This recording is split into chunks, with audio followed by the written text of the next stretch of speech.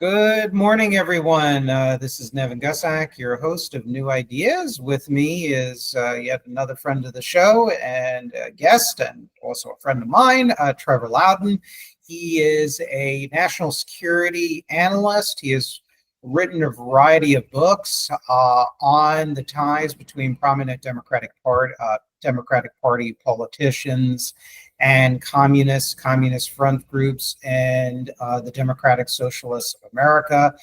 He's written books like The Enemies Within, really a sort of multi-part series. He's also created a very well-documented KeyWiki website, which just provides an entire spider web of connections between Communist Party USA fronts and Democratic Party politicians, as well as particularly the Democratic Socialists of America and their ties with a number of progressive populist Democratic politicians. But today we're going to be talking about the No Kings protest, and we're going to be talking about the pro-Iran, anti-Israel protests that are going on right now, and any communist connections that they may have. And then we'll talk about the war between Iran and Israel later on in the program. Welcome back, Trevor. Thanks for being with us. You're most welcome, Nevin. It's always good to be on. Always good to get into some decent debate. Yeah, well, I mean, on the general issues of the threats facing the United States, we're pretty much in agreement. Communism never died. Even communist parties have admitted it. Russia is still a proto-communist state, one could argue, in the sense that they cling on to Bolshevik culture. China is officially run by a communist party, and there still are anti-American allies of China and Russia that still exist on all of the continents, minus Australia. Well, I wouldn't even say Australia now, Nevin, but maybe we could touch on that later, but okay. Yeah, that's true. With the Labour Party, with the election of, Anthony Albanese, who is basically has been an ally of the CCP. Yes. Well, I wrote a whole book on him, That's right. Prime Minister, and the guy is a full-on Marxist, pro-CCP, complete Marxist, as Marxist as Fidel Castro. Oh boy, yeah. So, and statements that he's indicated is basically it's very appeasement-minded and craven towards the CCP, which is disturbing. Absolutely. But, in the United States, I mean, we're both Americans. Russia and China, they have provided verbal backing, financial backing, perhaps, to the anti-Trump No Kings protests. And look, I have many policy differences and just many differences with Trump. I was a supporter of his, but that doesn't mean that we can't be cognizant of the subversive elements in these protests who, if they came to power in the United States, they would make Trump look like a libertarian or an anarchist, if you will. These are deeply troubling ties. What we see is we have the PSL has really ramped up the anti-Trump protests since the beginning of his first term. That's the Party of Socialism and Liberation. We have the People's Forum, which is tied to Cuba, Venezuela, and Middle Eastern adversaries. They are ramping up the pro-Iran, anti-Israel protests very, very recently. We saw some film footage of that. And these are all organizations that have taken the side in varying degrees, Russia and China, and in some cases are backed by Russia and China. I'm not going to go into it now because that's why you're here, Trevor. So what is going on with the No Kings protest? Could you tell us about the origins of that and who's involved? Well, look, the latest upsurge started a couple of weeks ago in Los Angeles. When we had some ICE people chased out of East LA, that developed into protests, and we saw major violence in San Francisco and Los Angeles. That was completely organized initially by the Freedom Road Socialist Organization, which is an openly pro-Chinese Maoist group with ties to Russia, China, Venezuela, Cuba, the Popular Front for the Liberation of Palestine, etc. These are the people who started the George Floyd riots in 2020 and have been involved in rioting outside both Republican and Democratic Party conventions since about 2008, sometimes when firebombs were thrown.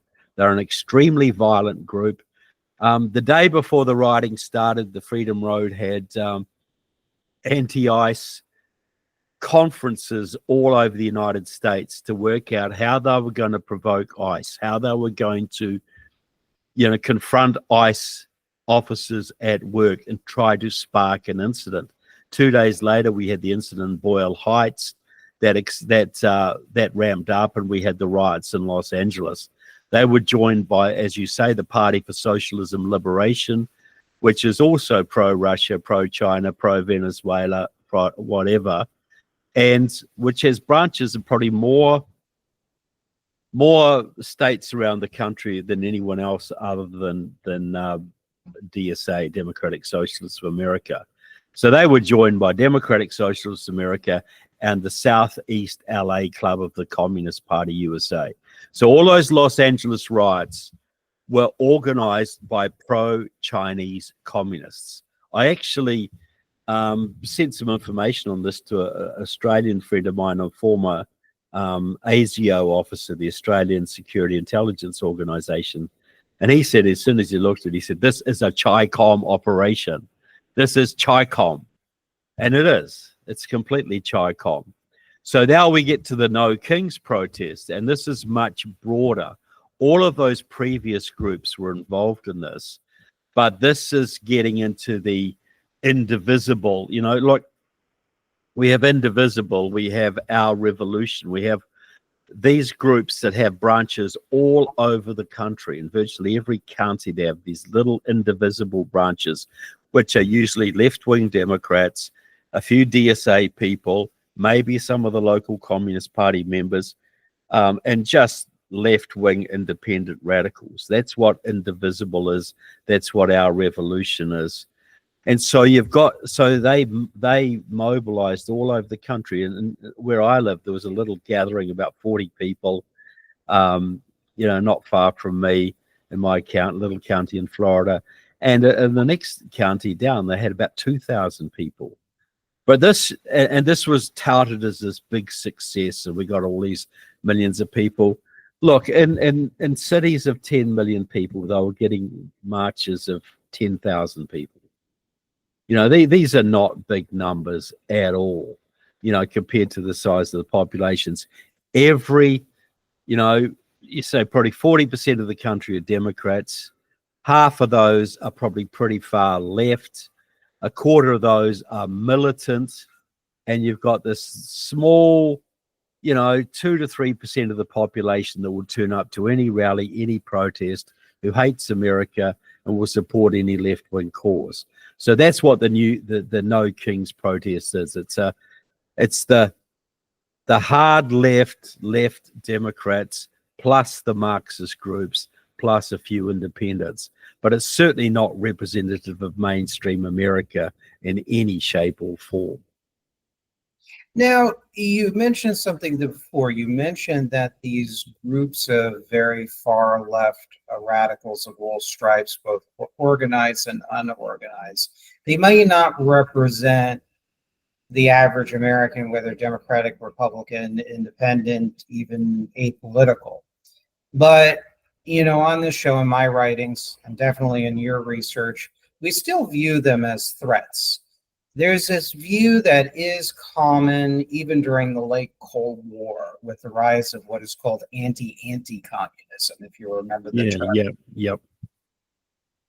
There's the view that, communism, it's not great, but big deal. The CPUSA today, they have 5,000 to 10,000 people. Big deal. They're not representative of anybody.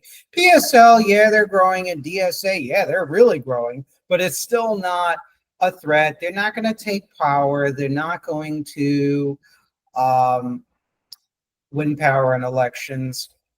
But when people say that, I kind of scratch my head and say they're not looking at the bigger picture of actually how communist parties organize themselves and win support even when they're in a political minority. What is the problem with this thinking? Why are all of these admittedly small but growing communist and very radical socialist parties still a threat?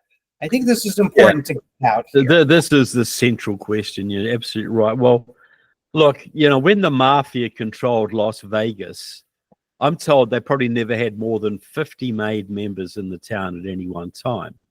But they could run a major city for many years, dictate its policies, set the direction of Vegas. Why? Because they operated as criminal networks. They were bribing people. They were holding secret meetings.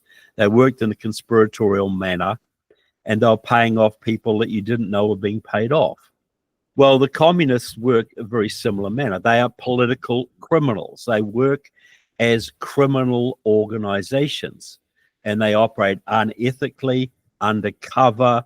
They have connections and allegiances with mainstream Democratic politicians that you're not aware of, and they can use these mainstream Democrats to promote their policies on a national level.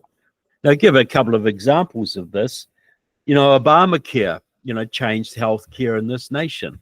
Not fully socialized healthcare, but a long way towards that.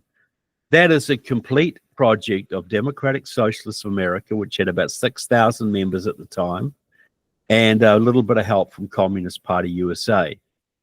But they were able to change healthcare policy in America. How did they do that? This is the central secret of communism. We'll get into the violent side shortly, but this is how it works. The communists set a policy. It might be open borders. It might be a ban on fracking.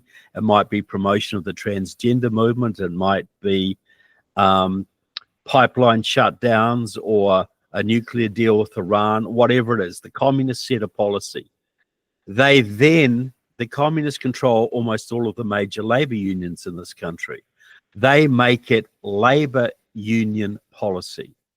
And the labor unions are the backbone of the Democratic Party, so they make it Democrat policy. So that's how we got Obamacare. That's how we got open borders. That's how we got a nuclear deal with Iran. And I'll give another example. Before the unions were taken over by the communists in this country, up until about 1994, American labor unions were controlled by more conservative elements like George Meany and Lane Kirkland, who were union guys, but they were patriotic Americans, and they cooperated with the American government on foreign policy and things like that. But in 1994, the AFL-CIO was taken over by the Democratic Socialists of America. They put their comrade, John Sweeney, in as president, and they removed the anti-communist clause from the AFL-CIO's constitution, allowing communists to get jobs in the AFL-CIO again, and all these 70s, 80s, 90s radicals came flooding in and completely took over the labor union movement in this country. Well, while it was non-communist, the labor unions were the biggest opponents of illegal immigration in the country. They had people on the border turning people into the INS. They were constantly lobbying Congress to clamp down on illegal immigration because illegals were taking union jobs, breaking union strikes, and depressing wages. So logically, the unions would be against them. And the Democratic Party reflected that position. In those days, Harry Reid and Bill Clinton would make these big speeches that made them sound like Tea Partiers. Illegal immigration is a national disaster. There are 250,000 a year coming across the border. This is a national security risk, right? I wish, but they said nothing when it was 10 million. But as soon as the communists took over, Eliseo Medina, a major member of Democratic Socialists of America, got the AFL-CIO to flip their policy at their convention in 2000 in Los Angeles from opposition to illegal immigration to complete support for illegal immigrants. He later became Barack Obama's unofficial immigration advisor.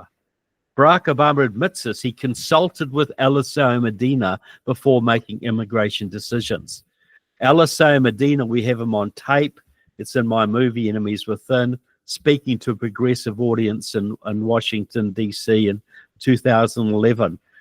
There are 11 million illegal immigrants in this country. In the last election, they voted 70% Democrat.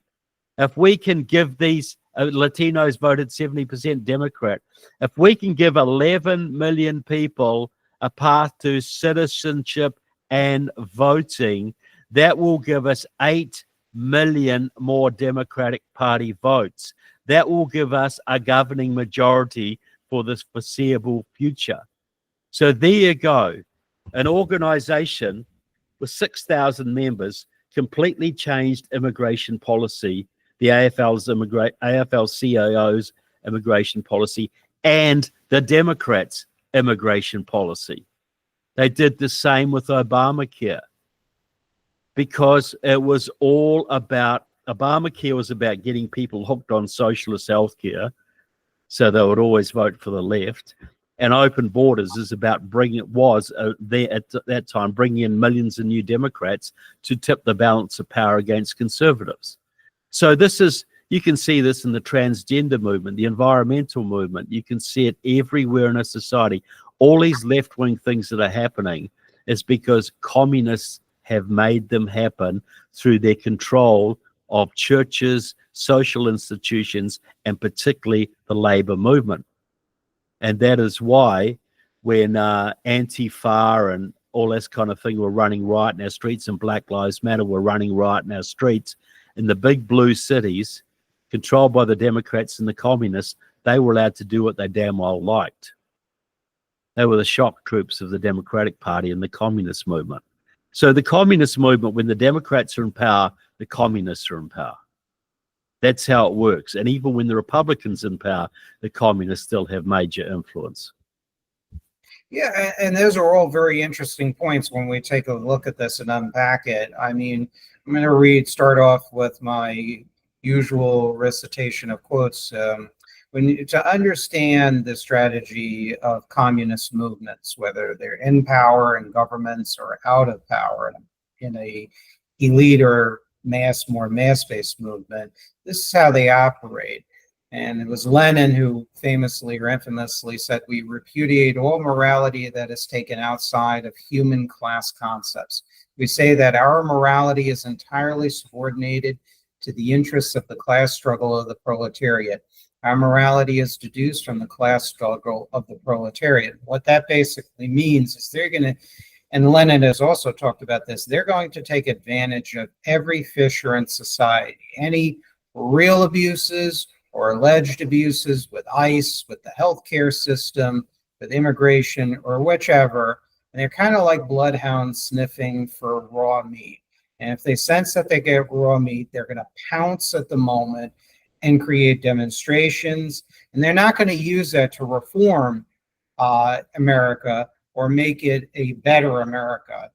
I'm more of, as many people in the audience know, I tend to be more of a stout advocate for social and economic reforms, but my ends are to preserve capitalism in a relatively constitutional form of government. With the communists, they, even as Karl Marx laid out, wants what he even terms in the Communist Manifesto, the despotic inroads on private property and the creation of a dictatorship of the proletariat. And Karl Marx lays out exactly what he wants. Leninism is not a departure from Marx, contrary to what you might hear. Lenin is actually the logical conclusion of Karl Marx. Yeah. And when you look at what Karl Marx's program calls for, it is authoritarian. He actually lists at the end of the Communist Manifesto a program of the Communist League, I think it's called. So when you look at all these issues, Lenin, as well as even the proto-American proto-Leninist Saul Alinsky, they both talk about using fissures and grievances in society and exploiting them to the hilt, and using deception. Remember what I talked about. We say that our morality is entirely subordinated to the interests, the class struggle of the proletariat. Our morality is deduced from the class struggle of the proletariat. It's not like, oh, the typical mindset that you and I and many in the audience have, that you got to tell the truth and be transparent of what you want and how you want to achieve it. No, they're not doing that. They don't want to do that, both for pragmatic and ideological reasons. And also, to tell you the truth, a number of communist leaders are really genuinely bad people. You take a Lyndon LaRouche, for example. You take Lenin. You take all these people that wrote about bloody violence and authoritarianism before, in the case of Lenin, even taking over. So you're absolutely right. Now, the Democratic Party, and look, there's a lot of issues that I align with the sort of old school pre-McGovern Democrats, if you will. I'm sure you're familiar with my program, Trevor, on that. And that doesn't make me friends in both camps. I'm kind of unique in that. Conservatives will accuse me of being a socialist. Socialists will accuse me of being a capitalist sycophant, and even worse, and an apologist for American imperialism. And I'm actually having a Twitter discussion with someone who's Daniel Burke, a LaRouchian, follows, and other leftists. So, that should be interesting. But when you look at the Democratic Party, Gus Hall, I know you've quoted this. I've read the book itself. I interlibrary loaned it. It's called Lame Duck and Turbulent Waters. And in that book, Gus Hall says, this is back in 1972 when this book was written. Gus Hall wrote that one of the operating legs of the Communist Party was the liberal wing of the Democratic Party. Exactly. And that really started when the CQSA started to infiltrate the Roosevelt administration, the FDR administration, to gain espionage and try to move the New Deal away from a sort of balanced capitalism and full-on socialism. And then the Popular Front happened. And that was during the Popular Front, because the communists actually hated FDR. But then they turned that around by 1936, launched the Popular Front as an opportunistic alliance. So they pretended to be friends of all these Western governments against fascism and National Socialism. Then you had World War II spurring on more of a communist flood into the Democratic Party. Earl Browder, who was the former chairman of the Communist Party, General Secretary of the Communist Party, was a big proponent of that type of penetration and alliance. And then that continued until about the beginning of the late 1940s, when part of the Democratic Party split into the Progressive Party of Henry Wallace, and then that fell apart. And then it lay dormant really until the early 1970s. And with the onset of the New Left and its alliance with the Communist Party USA and some other small communist organizations, it just never fully left the Democratic Party. It's always kind of been there, this sort of McGovernism that, while I get their non-interventionism to a point, they always either apologize for the actions of America's adversaries. And that is what's characteristic of a portion of the Democratic Party today. As you noted very well, and thankfully on your KeyWiki site, you can access it on the internet, keywiki.org. Excuse me.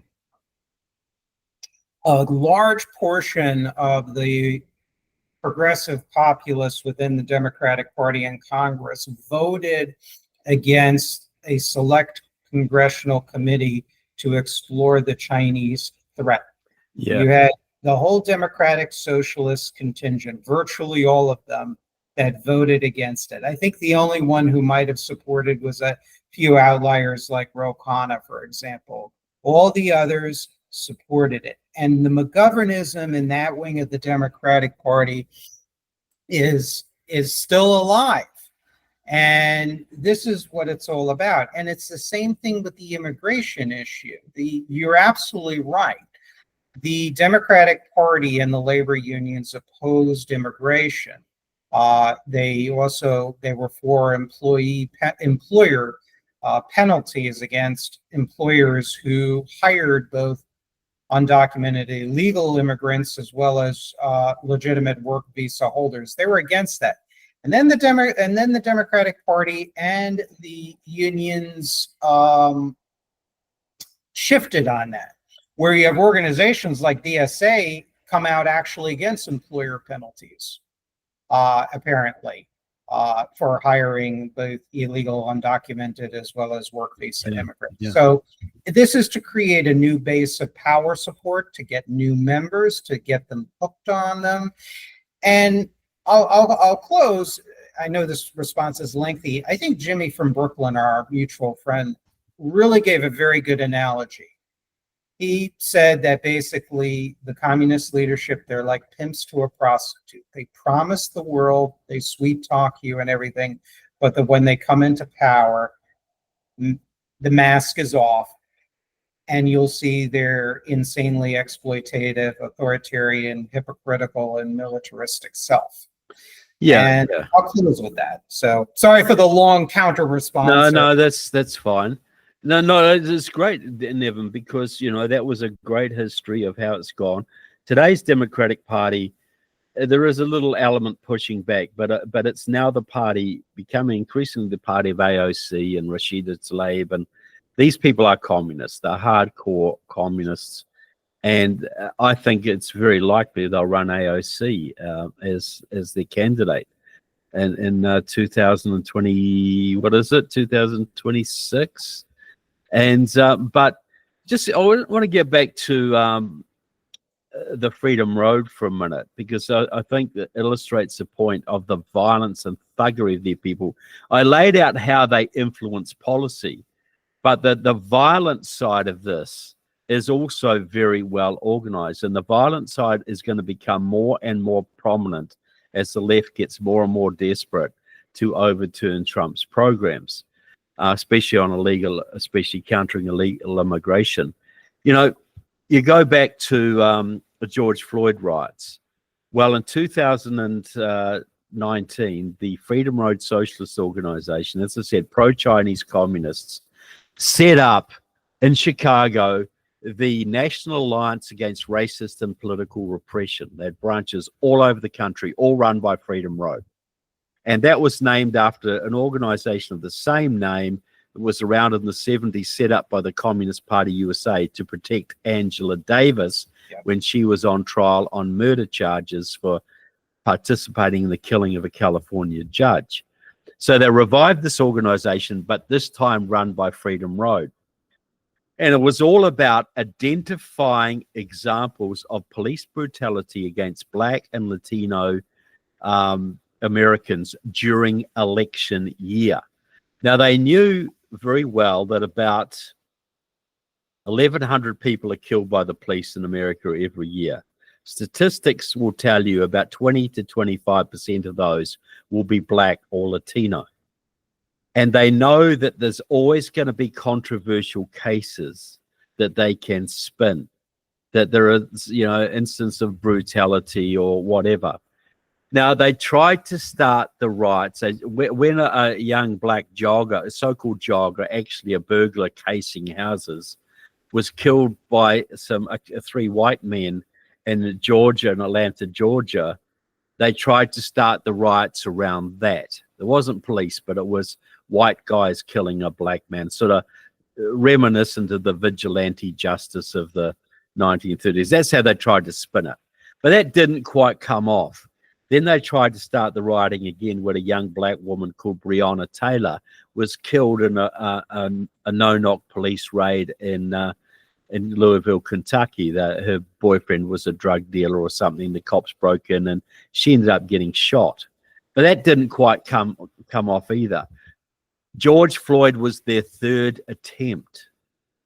And it worked because it was so public, and it was right in the headquarters. Minneapolis was the headquarters of Freedom Road. And I've got them on tape saying, we did this. You can't imagine the joy we felt when Precinct 3 was burnt to the ground, the police station. The violence, the looting, the arson was an integral part of our program. So that was the third attempt. They got it going in Minneapolis. Within 2 days, there was riots all over the country. Why? Because they were ready for it. If it hadn't been George Floyd, it would have been Fred Smith in Seattle the next week, or Joe Jones in Tucson, or somebody else in Dallas the week after. They were ready to go. They just needed the spark, because a spark will ignite a prairie fire.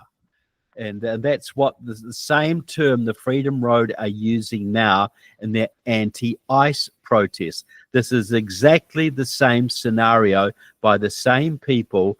They are niggling and fighting ICE and persecuting ICE and attacking ICE and all around the country, just trying to provoke incidents. And as soon as they get a big enough incident, they will all pile on. That's what happened in Los Angeles. And I believe it was only because Trump federalized the National Guard and ordered in the Marines that protest was quelled. Otherwise, I think we'd see city. And then the Iran attacks came on top of it to distract people's attention. But I think if Trump hadn't done that, I think we would see cities burning all over the country right now, worse than the George Floyd riots. But it is Freedom Road Socialist Organization, pro-Chinese communist group, and they are backed by Liberation Road, another pro-Chinese communist group that were the group that founded Black Lives Matter back in 2013. So it's all communist. It's all Chinese communists. This is all a Chi-Com operation. Yeah, and you've documented this, and I've published some of that in my last book, if I recall correctly, as well as pieces as well. And one other item I really want to include about the Freedom Road Socialist Organization that I think the viewers should know. I know you know this, Trevor. I know this because it's in their publications, but the Freedom Road Socialist Organization, it's been around a long time. To give you an idea, it's been around since I was in, say, my middle school. They've been around since the late 1980s. And they itself were an amalgam of various communist groups that existed as far back as the 1970s. And they were one of the three communist groups that openly praised the Chinese Army's massacre of students and workers at Tiananmen Square. They openly praised it. They still support it. The other two groups were the CPUSA as well as the Workers' World Party. So this is to give you the idea of what the Freedom Road Socialist Organization is about. Now, as part of, coming from, this show's point of view and my unique syncretic ideology of radical civic nationalism, look, I don't want to enter politics unless I really need to, I guess, for some reason.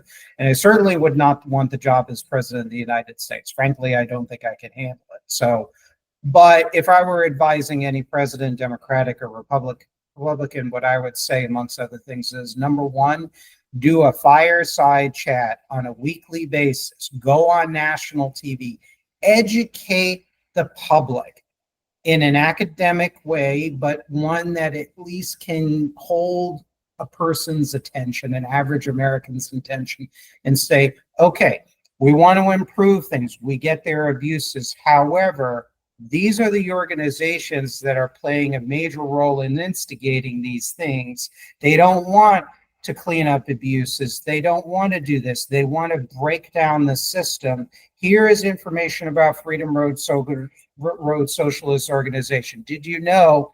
And here's a screenshot of their publication, their newspaper. They supported the massacre at Tiananmen Square in 1989. They support the PFLP and have ties with all kinds of rogue governments throughout the world. Same thing with PSL. And that's what I would do. I would do it more than once a week. I mean, seriously, it's like Glenn Beck's chalkboards, but from the president White House. I think that would be a fantastic idea. It really would be a presidential briefing once or twice a week on the situation, why we need to crack down on these people, how they're tied to Iran, how they're tied to China, what exactly is going on inside America. Because I think, though the situation has been quelled for right now, I think we're about to see a wave of major violent protest and probably terrorist incidents in America through this summer. I think we'd already been it now if Trump hadn't clamped it down. and the fact also that the Iranian government is a bit preoccupied at the moment means that they can't order their I believe the order's gone out, but their terrorist cells are still quite quiet right now. But I expect them to be activated pretty darn soon. So the president there's going to be so much disquiet, there's going to be so much panic.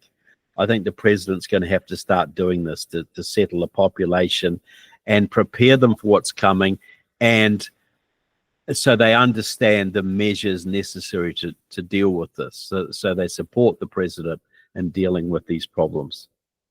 Yeah, and I appreciate that. And one of the things he's going to have to do, and it's going to be a tall order to put it mildly, is to gain the trust of the people and really rebuild trust between the people and their institutions. And, that's a whole long discussion and frankly debate that we could have at a later time. But concerning Iran, let's start out with the situation with Iran and Israel.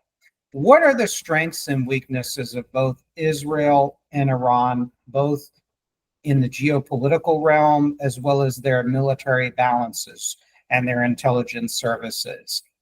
What is their strengths and weaknesses in your opinion? Well, the Israelis got very, very good intelligence, and I think they rely a lot on the Iranian resistance, the MEK and other people like that. They've got 200 nukes and a very well-disciplined and high-functioning military. But what Israel has got is a very large and very treasonous communist movement that has worked with American elements, including the Biden administration, to undermine the administration and stop them doing what needs to be done. When Israel's trying to finish off Hamas in Gaza, you've got this large Israeli fifth column is doing everything they can to sabotage him. The left also controls the Israeli Supreme Court, which has veto power over just about everything. The Supreme Court in some ways is as powerful or more powerful than the president, and is completely controlled by the left. So I think Netanyahu has said, to hell with the American government, to hell with the Supreme Court, to hell with the Israeli left. I'm going to let loose on Iran and finish this once and for all. And good for him. But you've already got pressure now, to ease off on Iran, go for a ceasefire. No.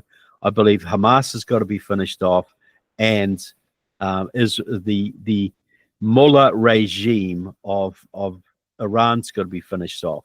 Now, Bibi was smart, and he said that, when he announced the strikes, he said, Iranian people, we are not your enemy. We are the enemy of your oppressors. Use this opportunity to rise against your oppressors. And I think that's the line that should be pursued here.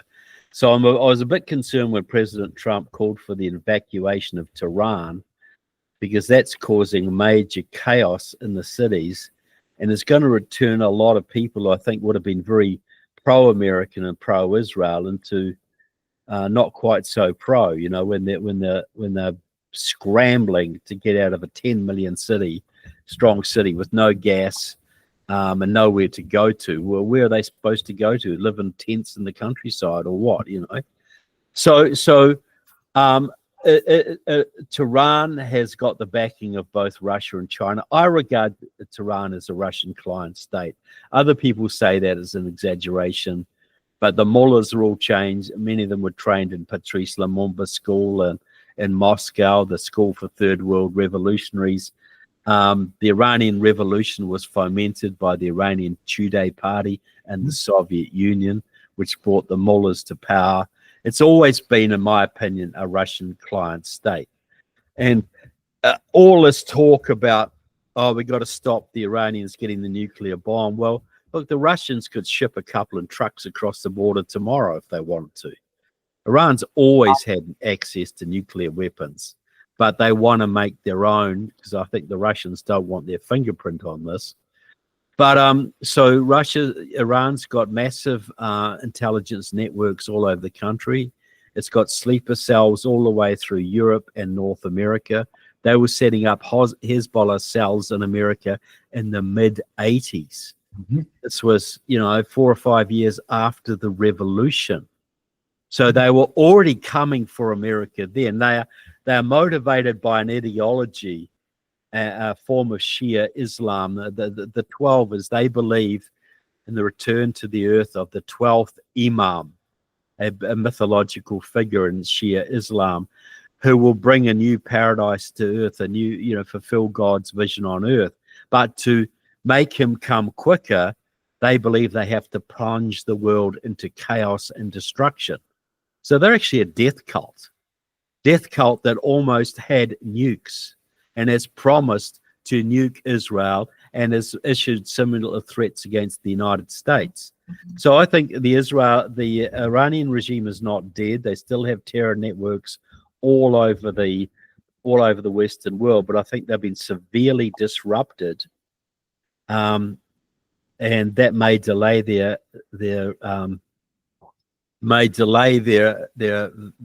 terror wave. I don't know, but I think Trump is right to seek regime change in Iran. And regime change is a bit of a bad word. We're not supposed to seek regime change in enemy nations. This is what the Tulsi Gabbards and the Tucker Carlson and the appeasers of the world will tell us. Well, how about a regime change in Nazi Germany in 1939? You think that might have been a good idea? Yeah, it would have been. It would have saved a lot of lives, don't you think? Yeah, they were. Or a regime change in North Korea in 1950. Do you think that might have saved a lot of lives and a lot of grief?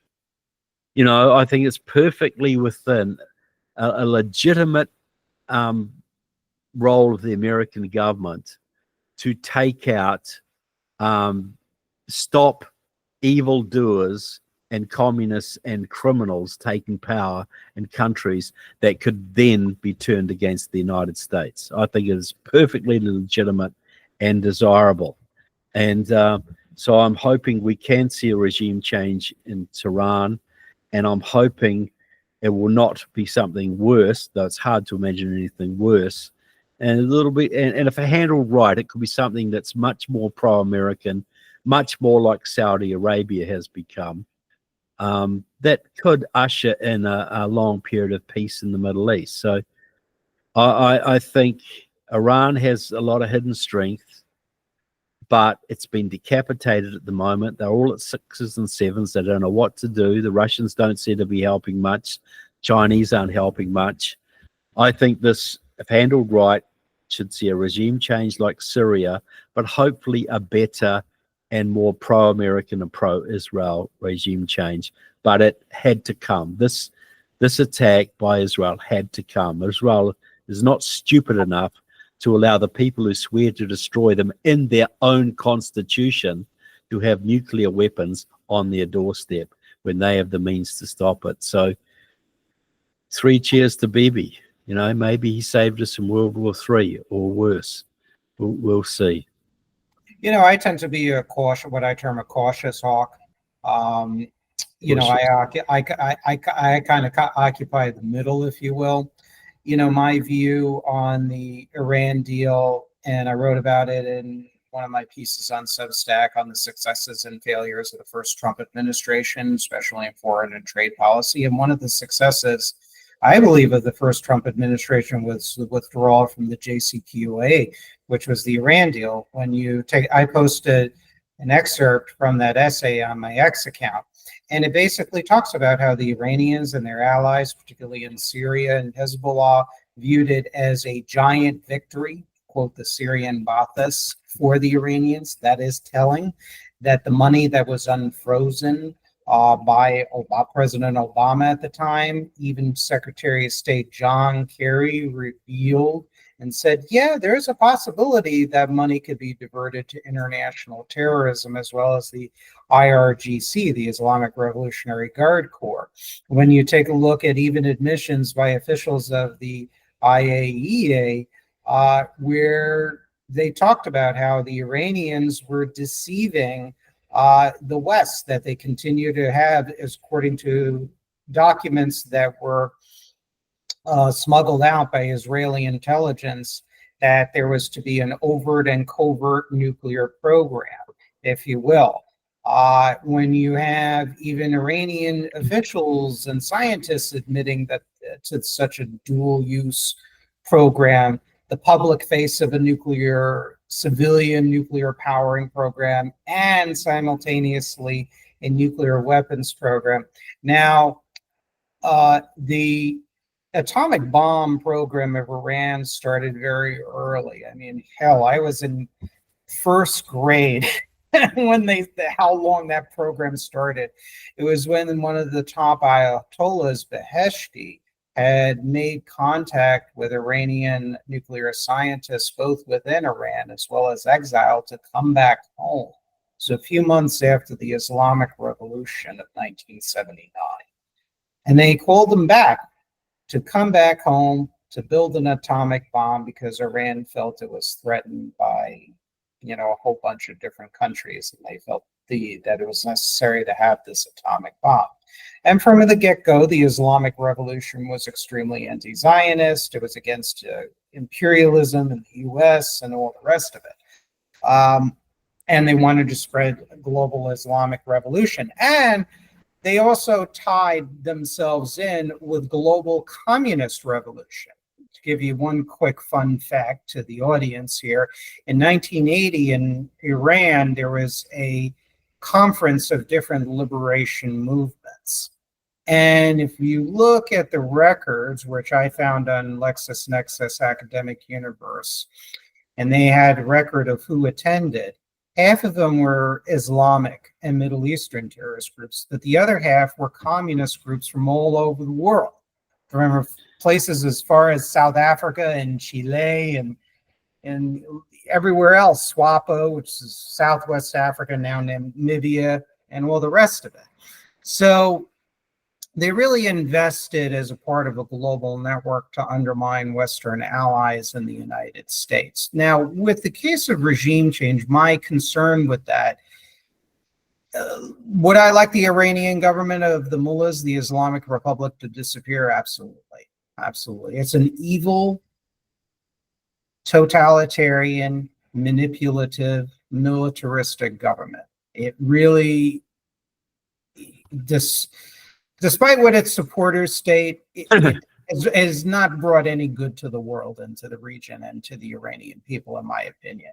With that stated, when we look at what happened with Iraq, the cost in treasure, both coalition forces, America, including the Americans, as well as the other side, and the fact that the Bush administration really botched, it really didn't make its case on really the weapons of mass destruction program that did exist in Iraq at the time, as well as its continued collaboration with terrorists. And just, the different corruptions and abuses that occurred with the nation building and whatnot. And, it seems like we latched on some bad characters within the Iraqi exile movement. That culminated basically in just our lack of counter narrative that basically allowed the left to gain the upper hand in the debate, just like what happened during the Vietnam War, I might add, where we really colossally screwed up the messaging, the counter-propaganda war, number one. Number two, with Afghanistan, sure, the Taliban harbored al-Qaeda, absolutely.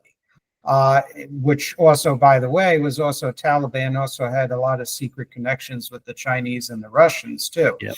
But with that, and was I happy that the Taliban regime was evicted? Of course. I mean, who in their right mind would not be happy for that?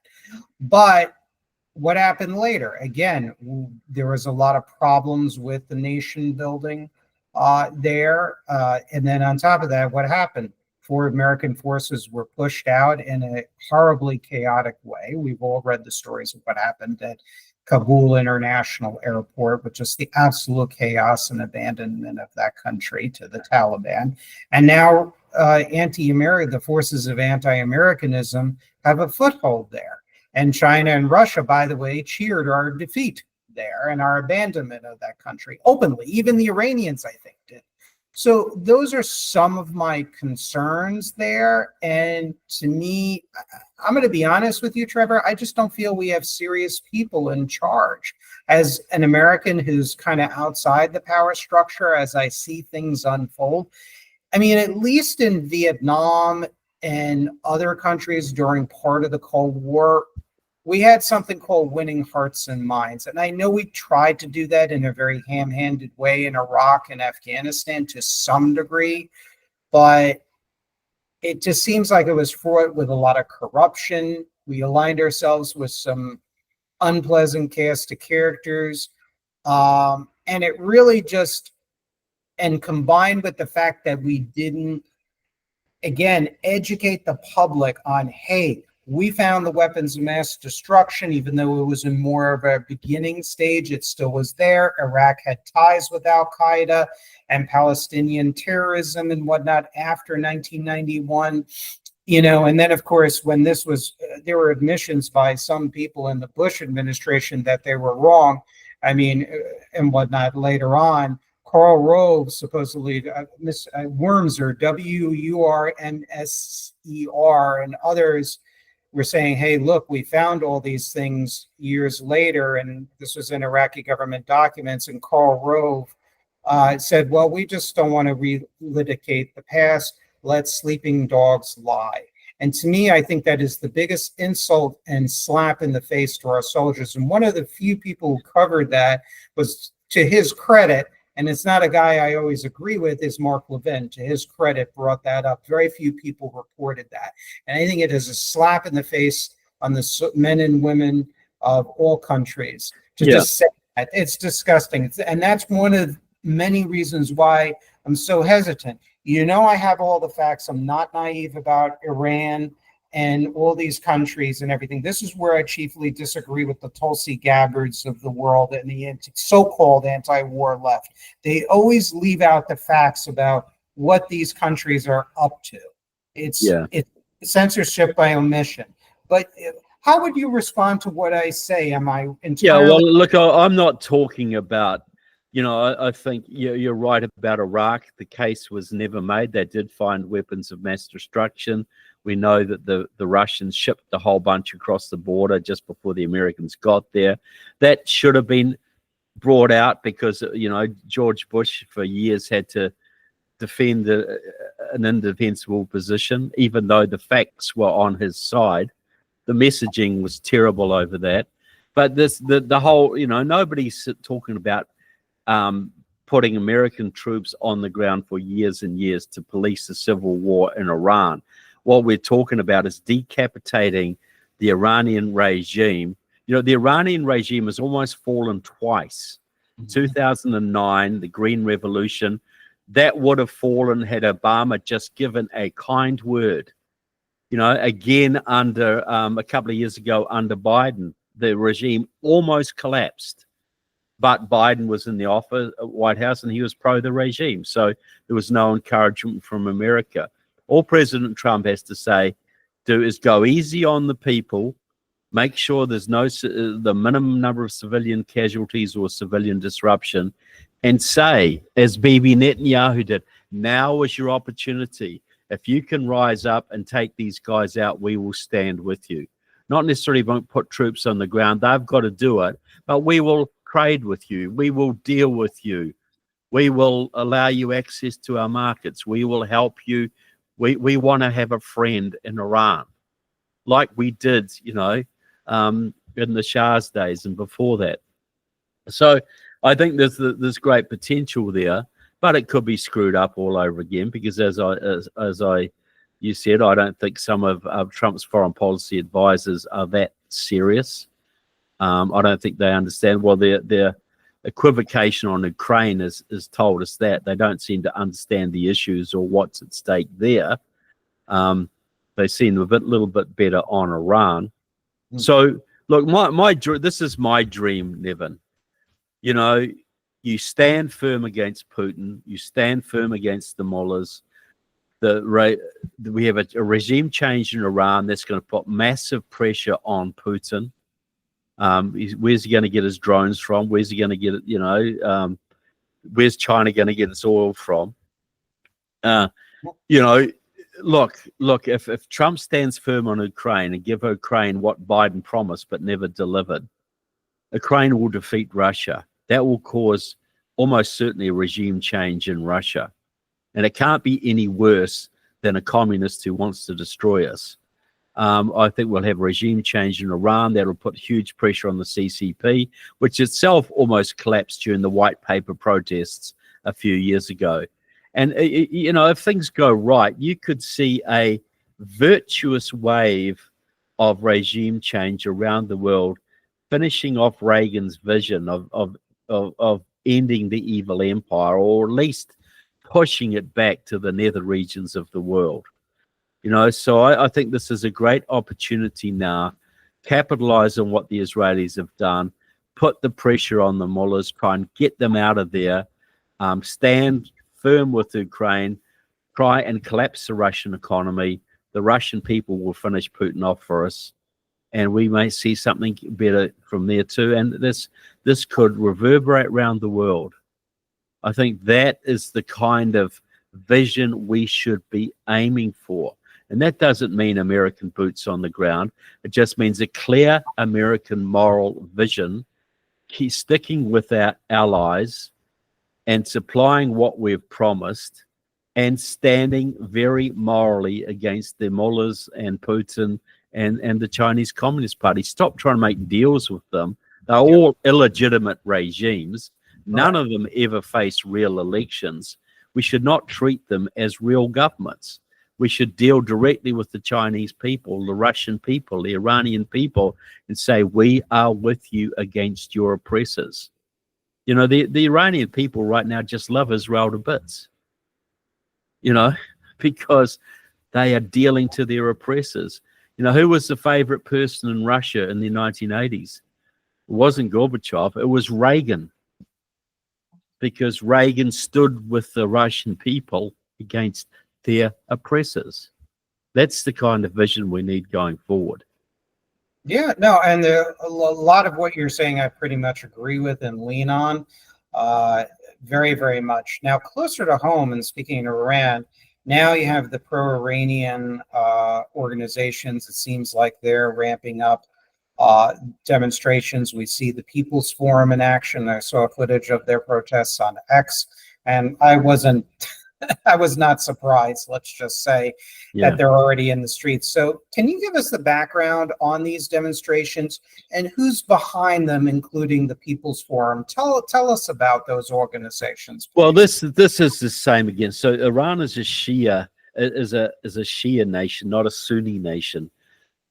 And that would have once meant something, but now Shia and Sunni radical elements in both branches of Islam work together on terrorism all over the country now. Hamas works with Iran. Hamas is Sunni, Iran is Shia. Once upon a time, intelligence officers never thought they'd work together. Those barriers have long gone. So what we're seeing in the streets of America, you're seeing pro-Iran organizations like NIAC, the National Iranian Action Committee, which has a lot of influence in Congress and a lot of influence in the government. Even involved with a spy cell in the Department of Defense last year. Then you have groups on the ground like Students for Justice in Palestine, the Palestinian Youth Movement, this constellation of Islamic groups, CARE, Council on American Islamic Relations, Muslim Student Association, who are all capable of mounting major protests in our streets. We saw those after October 7th. We saw these groups all protesting in New York and other cities. They will be joined by the Freedom Road Socialist Organization, Workers' World Party, Communist Party USA, Democratic Socialists of America, the whole constellation of the US left. But this, I believe, will be driven by the hardcore pro-Iranian groups, Freedom Road, Workers' World Party. They are our People's Forum, Party for Socialism, Liberation. They are the ones closest to Iran. They have the more direct connection. So I think they will be the core of this, but this will extend to the whole of the Muslim left and the whole of the US secular left. And I'll make it very clear. I think groups like CARE, they are left-wing organizations. They are not just Muslim organizations, they are Marxist organizations. Nihad Awad, the leader of CARE, was the leader of the Palestinian General Union of Palestinian Youth, which was the youth wing of the PLO, which is affiliated to the Soviet Front World Federation of Democratic Youth. He was in the communist camp before he was in the Muslim camp. And so you find this pattern repeated. A lot of these Muslim radicals are also extreme leftists, Marxists, communists, etc.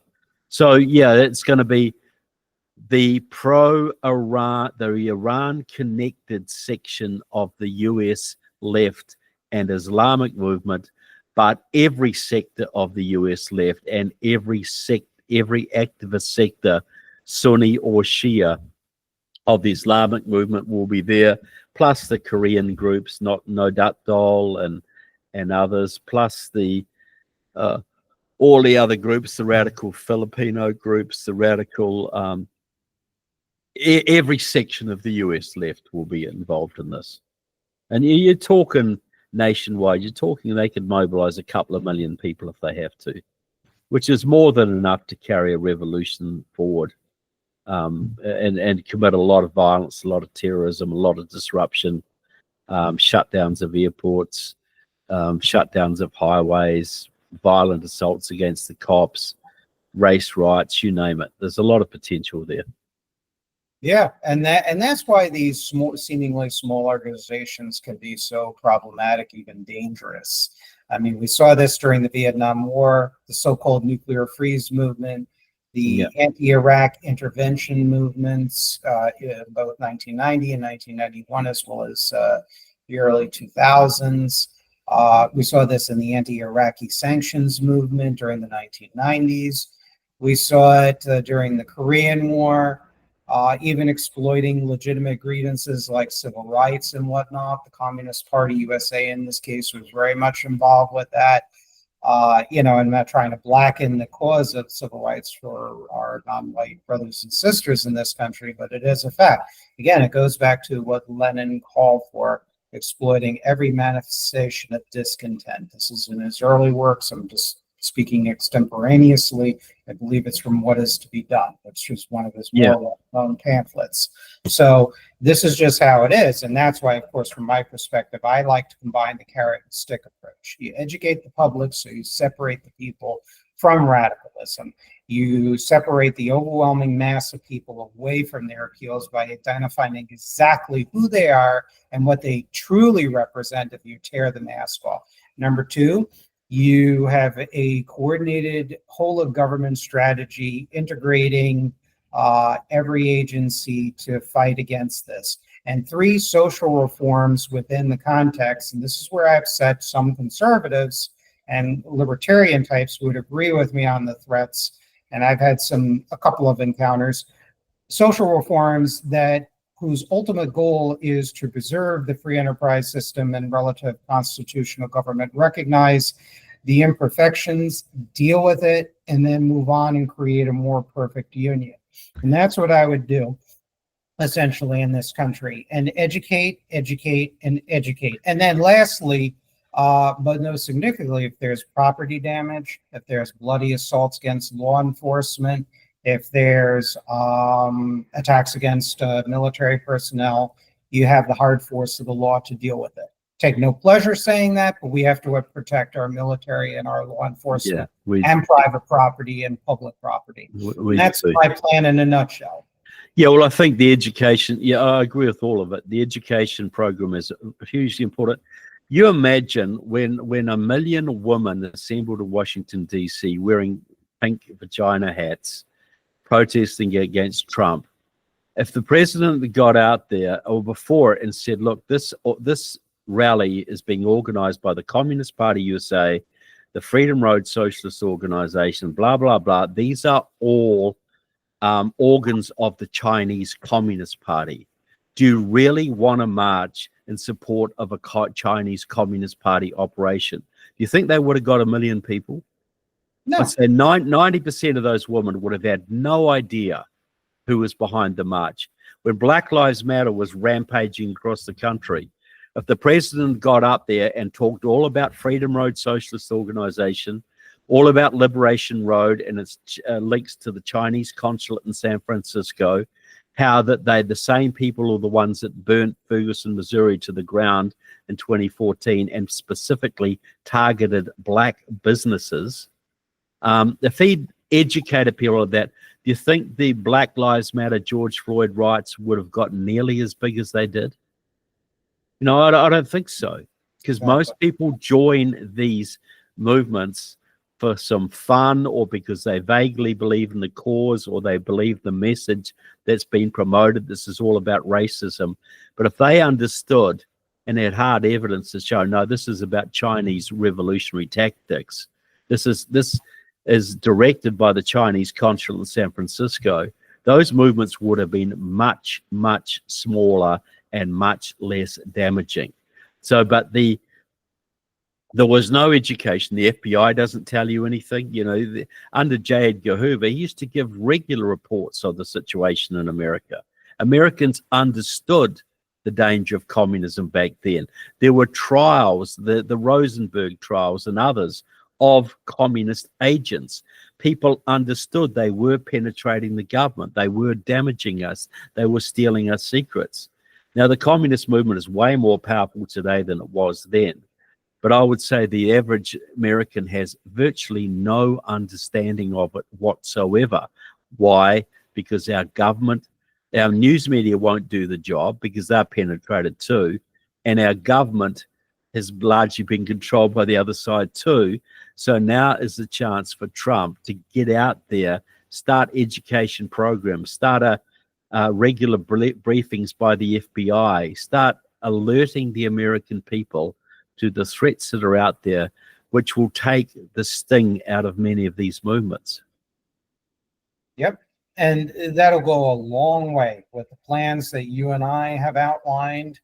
I think it will go a long way because that's what it is. Knowledge is power. I'm a librarian by profession. Worked for the library system in Broward County since 1998. And when you have information, you have power.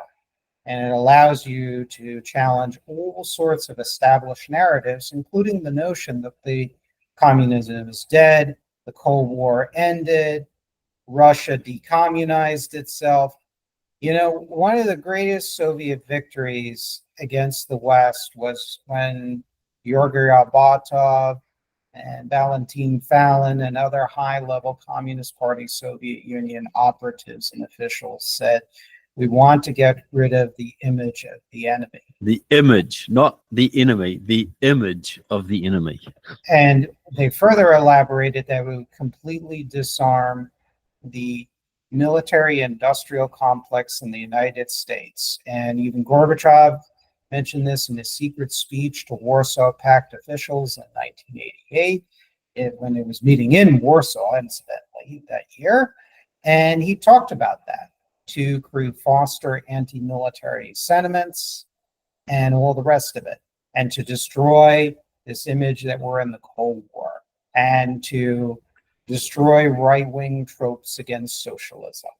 And they have succeeded in, look, they've had their setbacks in Russia and throughout the world since the 1980s. There's no question about that. They're not 100 feet tall, but they're not 10 inches short either. And they have whole institutes and networks designed specifically to study and probe our weaknesses. And we see that, and we could wrap up with one last point.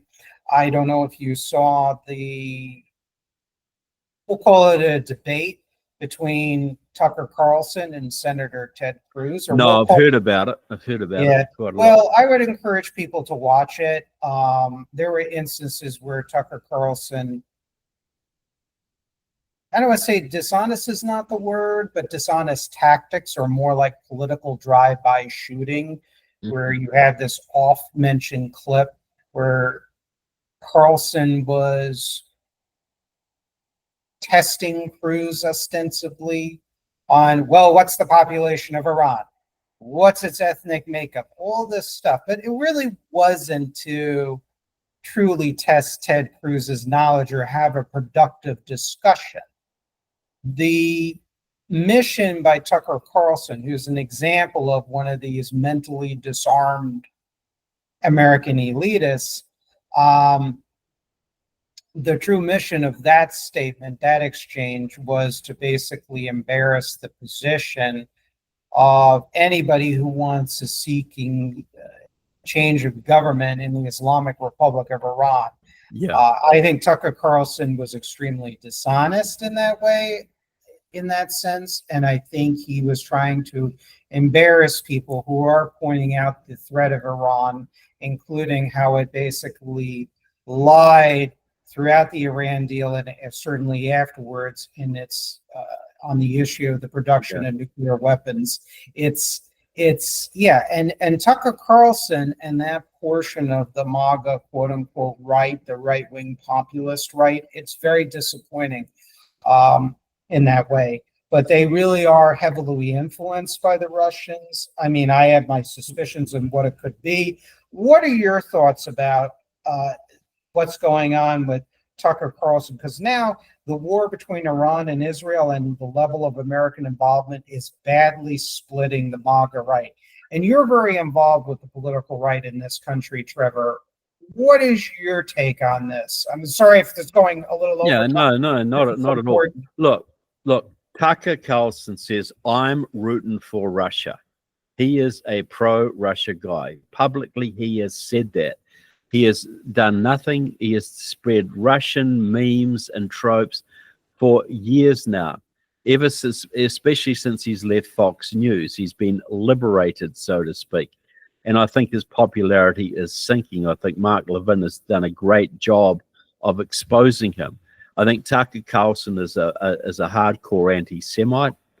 I think he hates Israel with a passion and will spin anything and tell any semi-truth to basically bring down Israel, bring down Ukraine. You know, he gave that interview to Ted Cruz, and he tried to trip Ted Cruz up.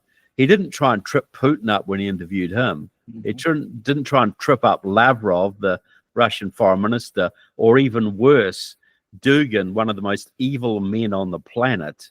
Portrayed Dugin as this kindly, grandfatherly figure who just believes in conservative social values, who made him look like Grandpa Walton, And this is what Tucker is not a journalist, he's a propagandist. And the trouble is, you've got this Curtis Yarvin, Duganite group around Trump. This is Jack Posobiec, Tucker Carlson, Steve Bannon to a degree, Peter Thiel, Michael Anton in the Department of State. They all believe in a very different vision for America, and it coincides with Russia's vision for America. And unfortunately, this group had the power to put Tulsi Gabbard into office, a hardcore leftist. I've seen her speak to communist audiences. She is a Russian shill and the one editing intelligence for Trump, though I think that may end pretty soon. So what you've got around the Trump administration and in the MAGA movement, you've got the battle between those who just want to make America great again and those who want to make America great again in partnership with Russia. And that is the problem. And these people are leading Trump to disaster if they get their way. I think Trump is, I'm hoping he's getting wise to some of them. But this is, they've sold him the idea that if we can just surrender Ukraine, we can make friends with Russia and we go with Russia against China. Well, that's like trying to get Mussolini to swap sides so you can go with him against Nazi Germany. It's Russia and China are allies. They are winning the geopolitical struggle in some ways right now. Why the heck would they break up a successful partnership to go with the losing side that doesn't seem to comprehend what's at stake?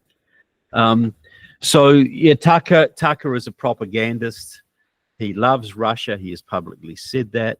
He propagandizes for Russia, propagandizes for Iran, seems to hate Israel with a passion. And I think he has swallowed the narrative put out by Dugan and others that Russia aims to create a white socialist republic stretching from Vladivostok to all the way across Europe into Canada. And this is going to save the white world from the Islamic hordes and the George Soros and all this and the World Economic Forum, etc. I think Tucker Carlson has swallowed the Russian propaganda and unconsciously regurgitates it. And I think he is a very, very bad influence on the president and the country in general.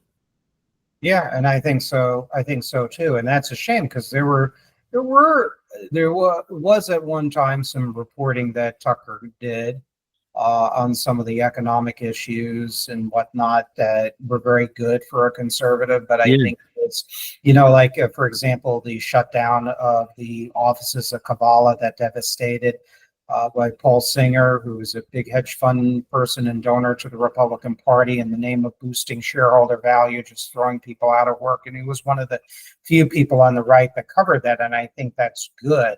But on the other, and he also was hip to the threat of China at one time, and apparently Iran too. But one of the really unfortunate points of the exchange between Senator Cruz and Tucker was when both of them were agreeing that it was Biden's policies that pushed Russia and China together and both of them were agreeing with each other. And and I think that's one of the problems is there's this view that China and Russia, they've had these historical rivalries. And yes, even if we were to take that as truth, even stretching back to the 1960s and into the 70s, as I have pointed out, and others have pointed out, Jeff Nyquist, you have pointed this out, very few people have pointed this out, that China and the Soviet Union, China and Russia, they, despite ostensible major disagreements, they still collaborated on a whole bunch of different projects. I mean, Trevor, I'm asking a rhetorical question.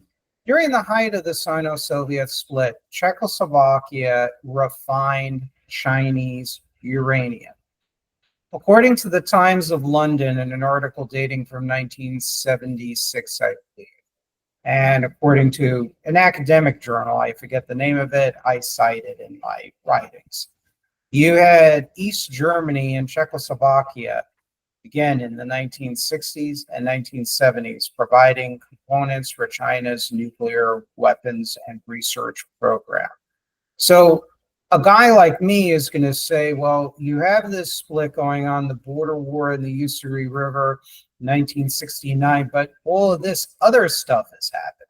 And then you have admissions by a declassified memorandum of a conversation between the old East German leader, Erich Honecker, and Kim Il-sung, the former dictator of North Korea, saying in 1986 in a meeting that Mao Zedong and Zhou Enlai of China told me that opening relations with the U.S. and Japan was not against the Soviet Union. All the Chinese wanted to do is just get their technology. That was it. It was not direct again. So when you look at this, you have to understand the position.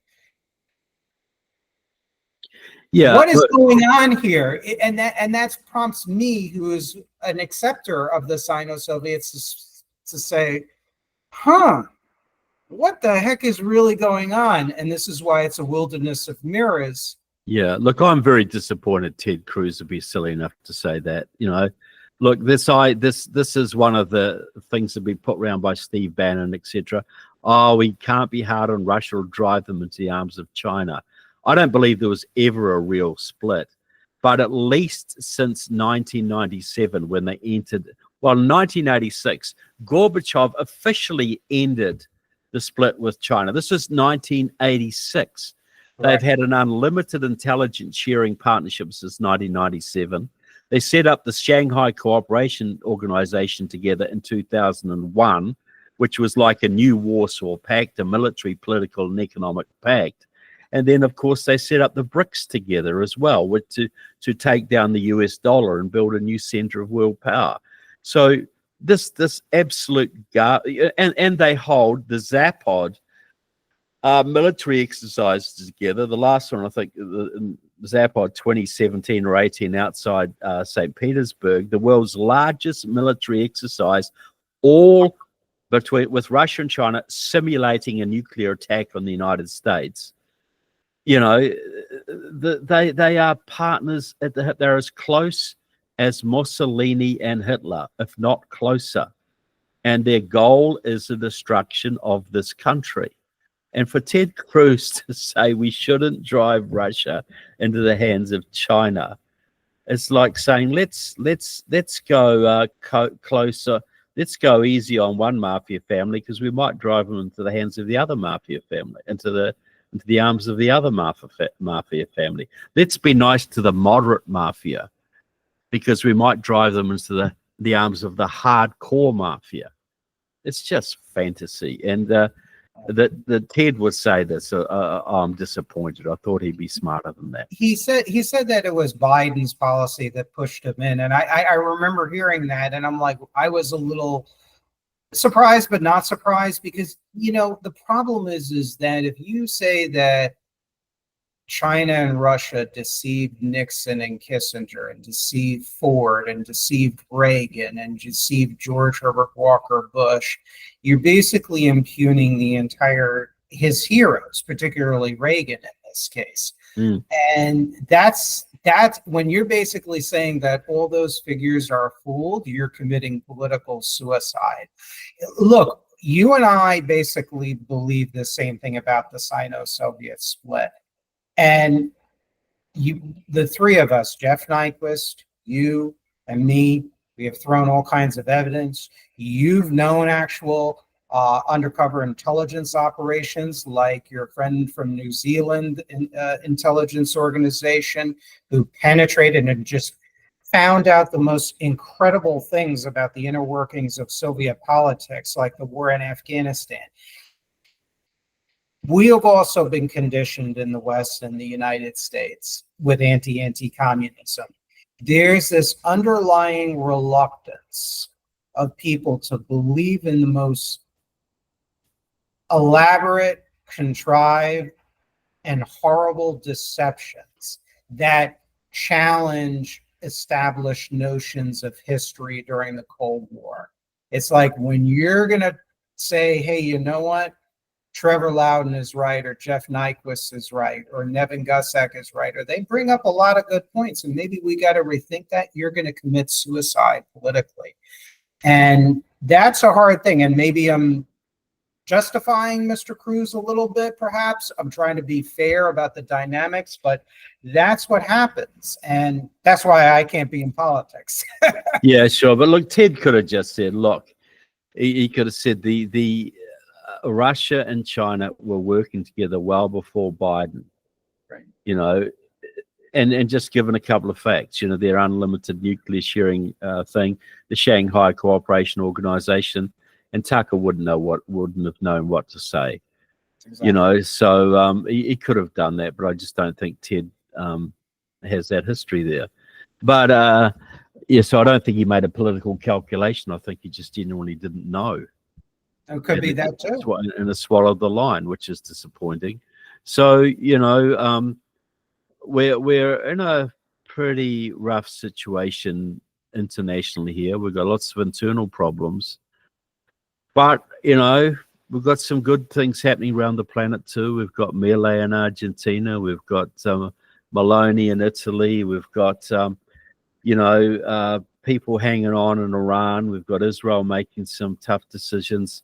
And the growth of the genuine MAGA movement in the United States, not the Tucker Carlson MAGA movement, the movement of genuine American working class folk who want to see American values restored, America's power in the world restored, and supporting a president who wants to do that at least to some degree. So, yeah, we got some positives and we got some negatives, as we've always had. But it's a critical time right now. I think in 6 months' time, the world's going to be either a heck of a lot worse or a heck of a lot better. I don't think it's going to be the same. But we'll see. Yeah, and we do have some positive forces. You're absolutely right. In Australia, you have people like Drew Pavlo, who is a kind of a mild social democrat, who is very anti-CCP, anti-Russia, anti-Iran, in the sense those governments. But supports Labour. Doesn't know his own prime minister as a communist. And I admire Drew Pavlo. He's great, but I think he still supports the Labour Party, which is run by a communist. But I don't think Drew understands that. Yeah, the Labour Party in Australia has had for a very, very long time a contingent that was very hard left since at least since the Vietnam War. They followed a parallel that of the United States, the U.S. Democratic Party, as well as the British Labour Party in some ways. You have people like Brianna Wu, who still calls herself the leftist, but has taken a position that's very pro-Israel in the sense of Israel's national sovereignty and against the mullahs, against the CCP, against Russia. She has thankfully called out Tim Walz, who said, "Oh, China can be this moral arbiter." I mean, I swear to God, I want to figuratively just slap him silly, not literally, but figuratively. But that's a whole different discussion. So you have people like Brianna Wu, you have people like Drew Pavlo, you have others that are pushing back within various shades of the political left. She does support capitalism and has mentioned that in posts. Working with her to get her on the show, by the way. Okay. Yeah. So, what I dream of is seeing patriotic elements of the left, the actual center, and the right kind of sitting down and hammering out this sort of new political consensus that's very pragmatic, that's very civic nationalist, but that still preserves the fundamentals of the United States and has an understanding of national security. Because as you cited, Trevor, and we'll wrap up, two of the, three parts of the preamble of the U.S. Constitution is domestic tranquility and national defense, or common defense, to use the exact words. And that is probably one of the most foremost responsibilities of our central government. What is the first responsibility? Because nothing else matters if you can't do that. Exactly. And as Scoop Jackson, one of my several political heroes, says, in the realm of national security, the only politics should be no politics. So I'll close on that.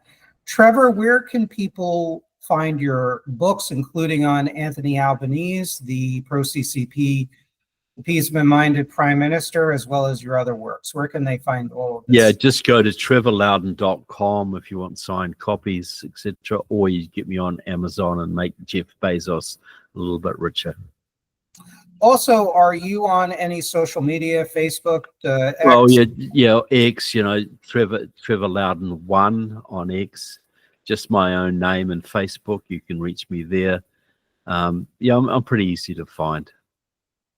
Okay, great. Well, thank you so much for coming on the show. This has been a very productive discussion. I think you've given a lot of information. I could have you probably on for another hour to do a history. We could do a history lessons together. And, thank you for everything that you do and exposing these networks. Well, thank you for having me on. I always like being on with you, Nevin, because you have such a great understanding of history and strategy and politics that a lot of hosts just don't have. So you don't get the depth of questions. So I very much appreciate it. No, I appreciate that words. I have the same feelings for you. Your knowledge is encyclopedic, and I think that's one of the things that attracts me to your work, and I think allows us to vibe pretty well in these discussions because we both love our history. So yeah, exactly. Alrighty, thank you so much. God bless. Let's pray for all the peoples of the world, especially in war's path, and for the safety and security of this country. Be good to each other and enjoy the rest of the week and be safe.